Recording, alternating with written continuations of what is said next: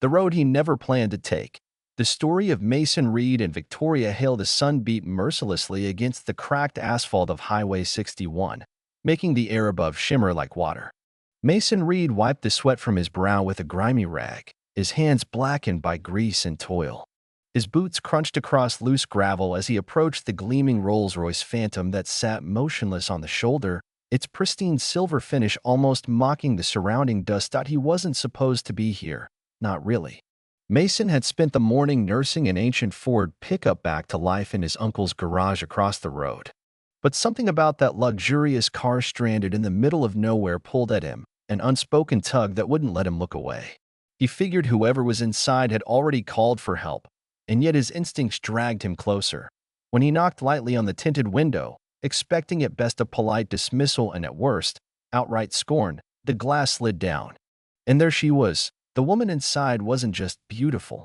She was breathtaking, like she had stepped out of a boardroom in Manhattan and landed by accident on a back road in Tennessee. Platinum blonde hair, tailored white suit without a wrinkle, and piercing green eyes that seemed to measure him in a heartbeat. "You're not afraid to get dirty," she said, her voice smooth and composed. Mason, caught off guard, chuckled awkwardly. "No, ma'am. I live under the hood. You know anything about stalled engines?" "I know a thing or two." She inclined her head slightly, as though granting him permission to try. Minutes bled into half an hour. Mason worked methodically, diagnosing and fixing what turned out to be a trivial but disabling electrical issue. She leaned casually against the passenger door the whole time, arms crossed, watching him without saying much. Finally, he wiped his hands and closed the hood with a satisfying thud. "Try it now." The engine roared back to life, smooth and effortless. She smiled, a real smile, and said, "You're not just a mechanic. You're an artist." Mason shifted uncomfortably and used the compliments. "Just doing my job." But what she said next stunned him. "Ride with me." At first, he thought she was joking. He looked up and down the empty stretch of highway, half expecting hidden cameras. "You fixed my car," she continued, stepping into the driver's seat. "Maybe you can fix something else too. Maybe we both need a little fixing today." For a moment, Mason just stood there, paralyzed between every instinct that told him this was crazy and something deeper, something hopeful, that said maybe crazy was exactly what he needed. He climbed in. The seat swallowed him in buttery leather that smelled of lavender and money. Mason sat rigidly, his grease-stained jeans stark against the pristine white interior. Victoria Hale, he would soon learn her name, gripped the wheel with casual confidence, her eyes locked forward as she pulled onto the highway. "So, Mr. Mechanic," she said after a moment, "what's your story?" Mason hesitated. No one ever asked that. People came to his shop for a quick fix, not conversation. They handed him keys without looking him in the eye. They never asked about the man behind the wrench. "Grew up working engines," he said. "My dad ran a little garage before he passed. I kept it alive. Nothing special." She glanced at him briefly, then back to the road. "Everyone has something special, even if they bury it under grease and silence." He stared at her profile, trying to figure her out. Sharp angles, cold polish, yet something about her was lonely, like a bird who had everything except a place to land. "You're not curious who I am?" she asked, a small smirk playing at her lips. Mason shrugged. "People with cars like this don't usually live in my world. If I told you I ran 10 companies and had a portfolio larger than most countries, I'd ask why you're driving yourself," he replied without missing a beat. She laughed then, a low, genuine sound that filled the car. For the first time, he saw a crack in the armor.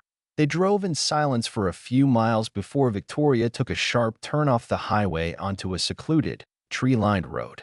Mason's heart pounded. Where were they going? At the end of the lane stood a private airstrip. A man in a black suit waved them through a gate that opened before them. A sleek private jet waited on the tarmac, engines humming softly. Victoria parked the Rolls and turned to him. "Come with me." Mason blinked. "What?" "I'm not offering a ride. I'm offering a future." Something inside him, something buried deep under years of hard work and disappointment, stirred. He followed her. The jet was impossibly luxurious, with white leather seats and dark mahogany paneling. Mason sank into one cautiously, feeling like a kid sneaking into a billionaire's world. As the jet lifted off, Victoria finally spoke. "You're talented," she said.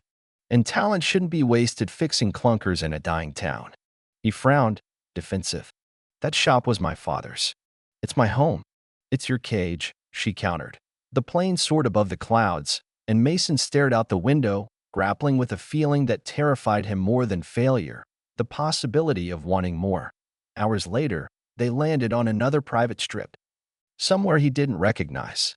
Before him sprawled a massive estate, a glittering marble palace surrounded by manicured gardens, sculptures, and fountains. "Welcome to possibility," Victoria said. The next few days blurred. Victoria introduced him to people he would never have dreamed of meeting: investors, engineers, designers. She spoke of expansion, of Mason launching his own line of performance garages across the country. She would back him, fund him. All he had to do was say yes.18 night. Mason lay awake in one of a dozen guest suites, staring at the ornate ceiling. Could he do it? Could he leave everything he knew behind? Victoria was clear. Success came at a price. Loyalty. Change. Sacrifice. "You can stay in your small life," she told him one evening over dinner, "or you can create something that lives beyond you." By the end of the week, Mason stood in the garden under a sky full of stars, the estate glowing behind him, and he said yes. He leapt. The years that followed were a whirlwind. Mason Reed became a name, a brand.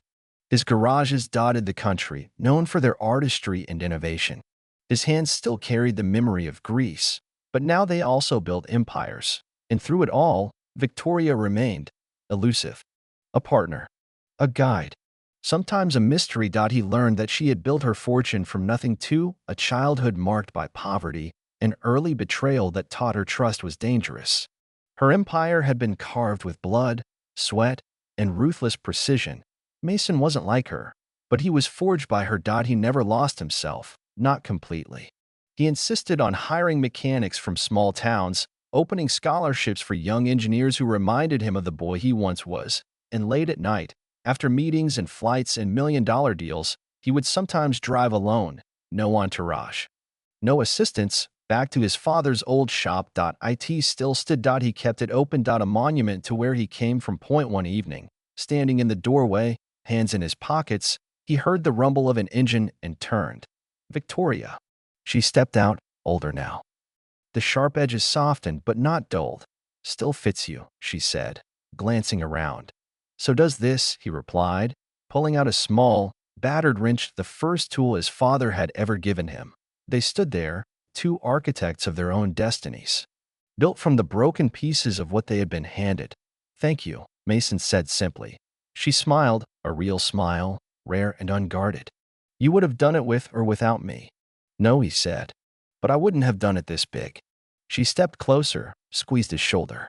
"Big isn't always better, but it's what you do with big that matters." Then she slipped back into her car and disappeared into the night, leaving Mason standing in the glow of the past, the present, and everything still to come. He looked up at the stars and smiled.